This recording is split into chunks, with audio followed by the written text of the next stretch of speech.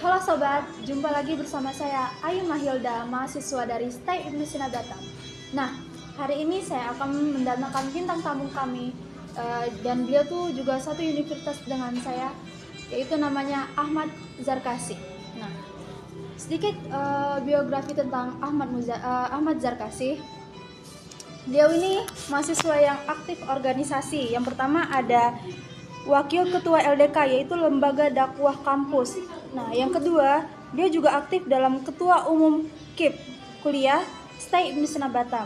Lalu pernah menjabat menjadi anggota Komisi 1 di bidang pendidikan keagamaan Dewan STAI Ibnu Sina Batam. Langsung saja kita panggilkan bintang tamu kita, Ahmad Zarkasi. Silakan Bang Izar. Assalamualaikum Bang. Waalaikumsalam. Silakan. Iya, terima kasih. Oke. Gimana kabarnya Bang? Alhamdulillah. Baik. Alhamdulillah. Oke Bang, jadi kali ini saya akan membahas tentang masalah yang sedang marak terjadi di ranah pendidikan sekolah nih Bang. Nih, judul yang saya akan angkat yaitu guru dalam pendidikan Islam. Nah, seperti yang Abang tahu sendiri kan, sekarang lagi banyak maraknya persoalan tentang pendidikan, tentang itu guru, masalah menyimpang dalam guru juga yang menyangkut dalam pendidikan Islam. Nah, kali ini pertanyaan saya yaitu gimana nih tanggapan Abang untuk kasus yang sedang viral nih, yang sedang naik di sosial media perihal seorang guru yang dilaporkan ke polisi perihal menyentuh atau menjadi ramai diperbincangkan oleh ranah sosial media dikarenakan kabarnya dari guru tersebut ada sedikit kekerasan saat memegang siswanya. Oh, yang viral itu ya? Iya, Yang saya tahu itu. Betul Bang. Dia Gimana cuma tuh? ngecek anaknya demam aja kan? Iya betul. Bisa dimasuk polisi tuh. Itu dilaporkan di visum Bang. Nah, Visum itu ya? iya, kabarnya juga sekarang sudah masuk ke ranah hukum dan sudah diproses oleh hakim dan beliau juga sudah dikurung Bang. Sudah dikurung? Iya, gimana ini tanggapan Abang? Baik ya. Iya. Saya coba jawab dalam perspektif saya sendiri karena saya juga masih mahasiswa. Iya. Masih semester 5 jadi belum SPD juga. Iya, betul. Belum sarjana pendidikan. Belum ada pengalaman ngajar juga. Saya kurang tahu begitu jelas bagaimana aturan-aturan dalam negara ini. Iya, betul. Cuman kalau saya jurusan pendidikan agama Islam ya.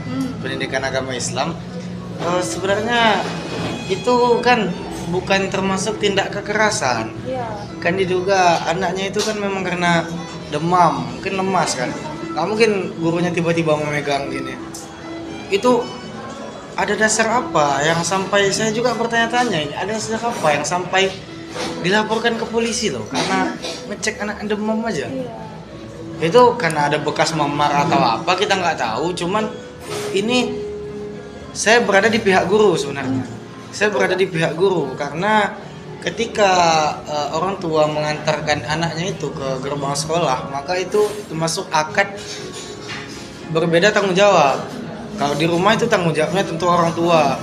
Kalau di sekolah tentu gurunya. Nah, tanggung jawabnya ini bukan hanya tentang dia belajar di sekolah tapi juga tentang kesehatannya. Apapun yang dia lakukan di sekolah tentang kesehatannya atau kecelakaan di sekolah itu merupakan tanggung jawab guru. Sebagai saya itu hal yang wajar kalau gurunya itu mengecek kesehatan kondisi siswanya. Nah, saya kurang tahu kenapa itu dilaporkan. Jadi menurut saya itu hal yang wajar. Jadi gini Bang, kalau misalnya dalam lingkup pendidikan Islam dari segi pandangan Islam, menurut Abang gimana nih? Sedangkan hakim sudah menjatuhkan vonis kepada terdakwa atau guru tersebut perihal pelaporan yang dilakukan oleh wali murid terhadap guru. Menurut Abang adil nggak ya? Seorang guru ini sekarang kan dia dia sudah membuktikan gitu, dan banyak juga saksi-saksi terkait guru-guru lainnya yang bisa meyakinkan hakim bahwasannya ini hanya pengecekan demam loh, bukan tindak kekerasan. Tetapi hakim malah memilih untuk berada di posisi wali murid, bahwasannya dijatuhkanlah hukuman untuk guru tersebut. Gimana tanggapan Abang sebagai mahasiswa? Dalam pandangan Islam juga bagaimana itu? Kalau dalam pandangan Islam memang kalau muridnya itu gurunya laki-laki ya. muridnya perempuan. Iya betul. Nah, kalau dalam pandangan Islam memang kalau kita berbicara tentang Islam itu memang tidak diperbolehkan kalau untuk menyentuh karena Tapi berbeda maaf, muhrim. Siswa yang disentuh ini kan belum balik ya. Oh, siswanya Di bawah masih umur. kecil. Iya, masih di bawah umur. Iya. Saya berada di pihak guru, saya juga sepertinya ini anaknya yang terlalu manja ya, terlalu over. Lebih-lebihkan ya. Iya, kalau kita masalah menyentuh kepala anak itu dianggap kriminal. Kalau misalnya kita di daerah pandemi Covid itu mungkin bisa Betul. dijadikan. Ini kita udah bersih, cuman ngecek anak itu. Jadi menurut saya tetap berada di pihak guru, itu hal yang wajar karena itu termasuk mengecek tanggung jawab kita kan, mengecek kondisi anak. Jadi kalau bisa lepaskan guru itu ya. Oke. Jadi bisa didengarkan untuk teman-teman masyarakat bahwasannya kita tidak bisa berada di satu pihak ya Bang ya. Iya. Kita tidak bisa memutuskan, kita harus mendengarkan dari pihak-pihak lainnya juga, dan kita bisa mengasih kesempatan untuk guru tersebut membenarkan Betul, karena menurut saya itu tidak kasar sama sekali, karena juga saya lihat tidak ada bekas memarnya. Memang maksudnya baik, cuman ya kita juga tidak tahu salahnya di mana. Itu bagian orang hukum yang di atas. Menurut saya tetap di pihak guru, itu hal yang wajar. Jadi ini lebih berat sebelah ya Bang ya. Lebih berat sebelah. Oke, Jadi begitu untuk kalau misalnya ini Bang, bagaimana juga untuk persoalan guru salsa yang sudah mungkin beritanya sudah tenggelam ya Bang ya? Ya, oh Yang- guru salsa, iya, oh Itu jadi dampaknya negatif untuk Iya, iya. apalagi dalam zona pendidikan Islam itu kayaknya sangat berdampak buruk ya, karena sedangkan kita dalam pendidikan agama Islam aja untuk berbusana juga pasti ditentukan. Hmm. Jadi bagaimana mungkin guru salsa ini Guru entah salsa. cara berpakaiannya, cara mendidiknya itu seperti apa? Sepenglihatan Bang Izar tentang ibu guru salsa tersebut. Oke, saya sampaikan terus terang, sekarang pun Bu Guru Salsa itu kasusnya ya kita sama-sama tahu sendiri lah ya. Banyak videonya menyebar, dan kalau kita berbicara tentang guru dalam pendidikan Islam, mungkin saudari Bu Guru Salsa pun sadar diri bahwasanya perlakuan seperti itu tidak layak untuk seorang guru. Iya, betul. Maka dia pun mengundurkan diri. Sekarang kan dia udah nggak guru lagi, udah live TikTok dan sekarang main game. Iya, jadi memang guru itu digugu dan ditiru. Betul. Jadi karena setiap manusia pasti punya kesalahan, tapi ini kesalahannya direkam dan dipublikasikan. Nah, itu bukan perilaku seorang guru. Jadi betul langkah yang diambil oleh Bu Guru Salsa itu sangat tepat sekali, bahwa dia sudah tidak pantas menjadi guru. Dia tidak pantas menjadi guru. Iya, karena kalau beliau tetap kekeh dalam jabatannya itu sangat berdampak negatif ya. Sangat berdampak negatif. Karena dia mencontohkan yang tidak baik kepada murid-muridnya. Iya, karena dia itu sebagai role model, sebagai suri tauladan bagi murid-muridnya. Jadi kalau itu bisa merusak doktrin dalam pikiran anak-anak, wah, Bu Guru aja boleh gini, masa saya nggak boleh gitu kan? Jadi sekarang dia berhenti menjadi guru. Oh, jadi sekarang beliau lebih fokus ke sosial medianya. Dia entertain, sosmed. Oh, emang mungkin basicnya bukan untuk benar full mengajar ataupun Iya. adabnya mengajar juga tidak benar ya Bang ya. Itu juga termasuk ini kondisi kita di Indonesia ini berbanding terbalik. Kalau di luar negeri, guru itu tes untuk masuk menjadi guru itu setara dengan dokter, setara dengan yang gajinya tinggi, yang jabatannya tinggi. Ya, oke. Malah di Indonesia, guru ini menjadi last choice atau pilihan terakhir. Oke. Dia misalnya tes kuliah di sini nggak lulus, tes ini nggak lulus, tes ini nggak lulus, jadi dia ambil guru. Oke.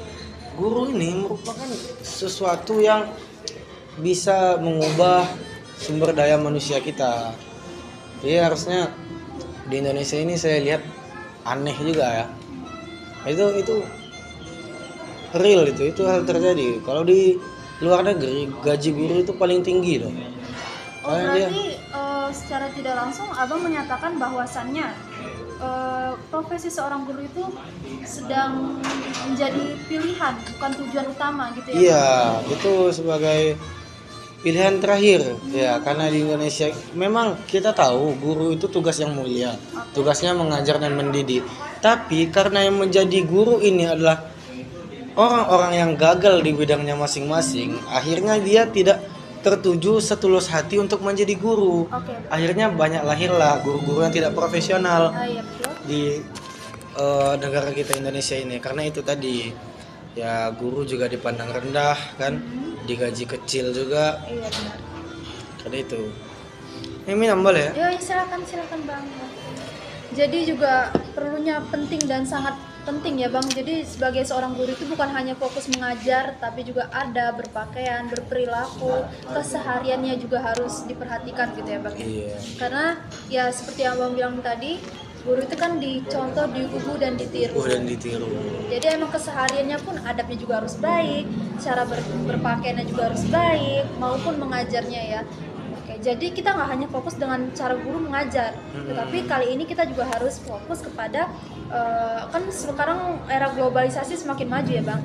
Jadi mungkin banyak guru-guru yang aktif di sosial media TikTok atau Instagram gitu. Jadi lupa akan menyimpangnya cara berpakaian atau adab seorang guru. Itu yang mungkin harus kita perhatikan ya sobat. Iya, karena itu sangat berpengaruh pada generasi-generasi bangsa kita.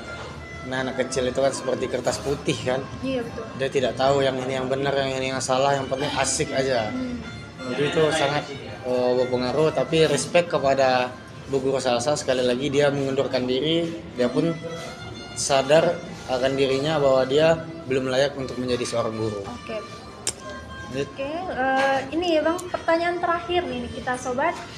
Bagaimana cara seorang guru menurut mahasiswa atau menurut Abang boleh? Bagaimana cara seorang guru untuk menghadapi watak atau kelakuan siswa yang berbeda-beda dalam lingkup pendidikan Islam gitu Bang?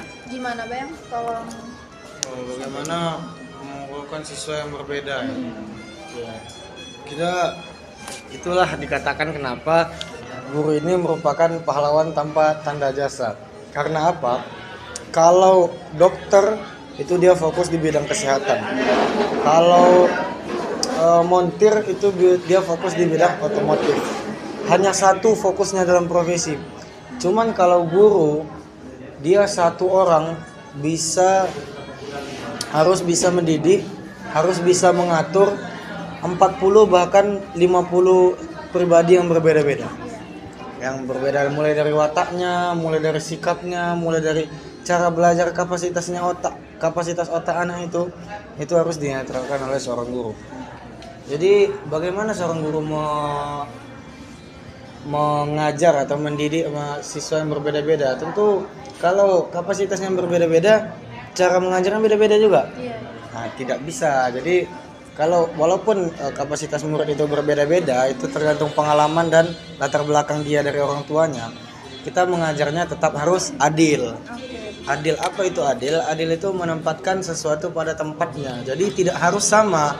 Kalau misal memang anaknya itu nggak bisa dibentak, dia suruh pelan-pelan dia nurut, ya kita suruh pelan-pelan.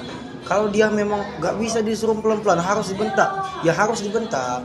Jadi kita harus tetap adil dan memperlakukan anak itu sebagaimana yang dia butuhkan. Gitu. Oke, benar-benar. Jadi dalam podcast kali ini kira-kira ada nggak ya Bang pesan atau pesan Abang untuk para pendidik, khususnya pendidikan di ranah pendidikan agama Islam, untuk para guru pendidikan agama Islam itu boleh nggak dikasih pesan-pesannya kepada teman-teman sobat podcast saya ini? Baik, pesannya untuk para guru dan calon guru juga ya, calon guru di Indonesia sekarang itu mengajar dan mendidik anak di zaman sekarang itu sangat jauh berbeda. Karena zaman dulu mungkin orang itu fokus dengan sami'na wa ta'na, hanya kami dengarkan dan kami turuti. Karena anak zaman dulu itu tidak ada yang namanya internet, tidak ada yang namanya globalisasi yang seluas ini. Jadi pendidikan kita di Indonesia dulu ini sering dibohongi dari kecil. Contoh anaknya itu mau jalan keluar pakai celana pendek, jangan pakai celana pendek ya, nanti gigit tuyul katanya kakinya. Nah anak zaman sekarang itu nggak bisa lagi buat kayak gitu, karena jangan pakai celana pendek nanti gigit tuyul. Ambilnya HP mamanya kan, diambil HP mamanya. Oke Google, apakah celana pendek pakai bisa tuyul? Benar-benar. Saya tidak mengerti gitu ternyata. Jadi kalau mendidik anak zaman sekarang itu, kalau ingin memerintahkan dia, kasih tahu alasannya apa. Kalau ingin melarang dia, dia wajib tahu alasannya kenapa. Karena anak ini, kalau kita hanya melarang, kalau kita hanya memerintah tanpa dia tahu alasannya, maka itu yang disebut feodalisme. Itu kalau dalam dunia pendidikan, siswa dituntut untuk patuh tanpa kritik. Nah itu berbahaya sekali, karena itu bisa menghilangkan kemampuan daya berpikir kreatif siswa. Ya, artinya kita berpikir itu mampu, tapi dibantah dengan doktrin bahwasanya berbeda pendapat dianggap tidak sopan. Ya, jadi itu dia kalau mendidik, kalau menyuruh anak itu wajib tahu alasannya mengapa. Jadi kesimpulannya itu karena era globalisasi sekarang semakin maju, pentingnya untuk kita sangat berhati-hati karena anak-anak zaman sekarang bukan hanya bisa bertanya kepada kita, tetapi juga bisa bertanya kepada sosial media yang belum tentu kebenarannya. Betul. Betul. Oke, Bang, terima kasih atas waktunya di tengah-tengah kesibukannya. Oh, terima kasih, Bu. Oke, pada hari ini saya tutup podcast ini. Saya Ayu Mahilda selaku mahasiswa STAI Universitas Batam dan rekan saya Ahmad Zarkasi. Salam dari Pendidikan Agama Islam. Hidup berakal, mati beriman.